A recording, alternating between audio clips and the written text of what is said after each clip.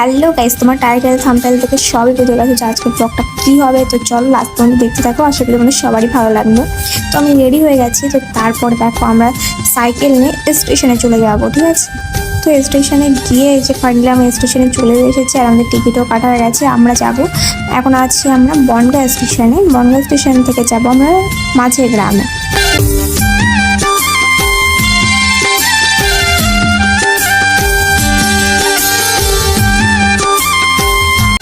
তো তারপর ট্রেনটা চলে আসে অনেকক্ষণ লেট করার পর। তো তারপর আমরা উঠে পড়ি। আর এইটা দেখো, এরা ট্রেনে উঠতে না উঠতে এদের তো পোস্ট পাস শুরু হয়ে গেছে, আর আমিও একটু পোস্ট পাস করছিলাম, ঠিক আছে।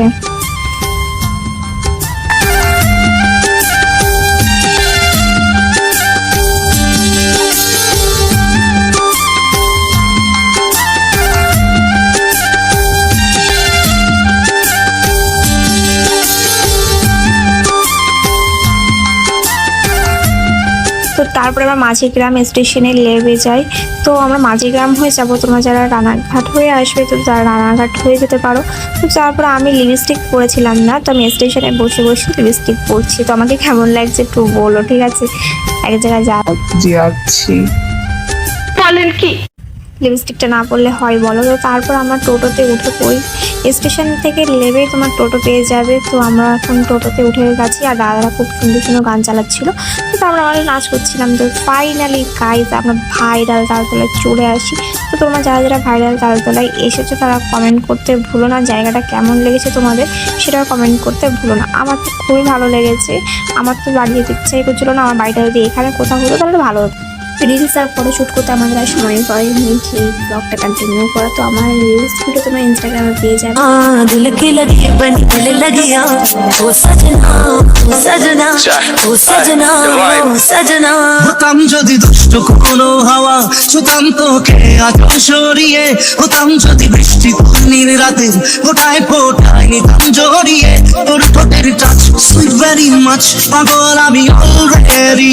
সামনে এতগুলো ক্যামেরা ছিল, আমার তো খুব লজ্জা লাগছিল। তারপর চলে আসে ধামাকাদার বৃষ্টি। আর দেখো সবাই কিরকম দৌড়াচ্ছে, দেখেছে সবাই ফাঁকা রাস্তা, এখানে কোনো দোকানপাট নেই যে একটু সেখানে গিয়ে দাঁড়াবে। আর এই জায়গাটা দেখো পাগলের মতন কি করছে। আমরা একটা টোটোতে বসেছিলাম, যেই টোটোতে বসেছিলাম সেই টোটোতে করেই আমরা স্টেশনে চলে আসি আর আমার বাড়ি থেকে চলে আসি। আর দেখো ভাবছিলাম যে আমরা বৃষ্টির জন্য কেন আবার দাঁড়িয়ে থাকবো, তো চলো অন্যদিন আরেকদিনকে আসবো। তো তারপর আমরা বেরিয়ে পড়ি।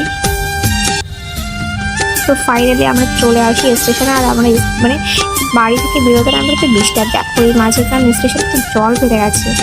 এখানে কি একটা লাইট ওনে স্টেশনে, বাপ তো বাপ, আমার তো ভূতের অন্ধকার লাগলো। দেখো এখানে কি স্টেশন, আমি তো প্রথমবার দেখছি যে স্টেশনে এরকম অন্ধকার, একটা লাল লাইট দেওয়া, মানে একটা ভূতুরে অন্ধকার লাগছে।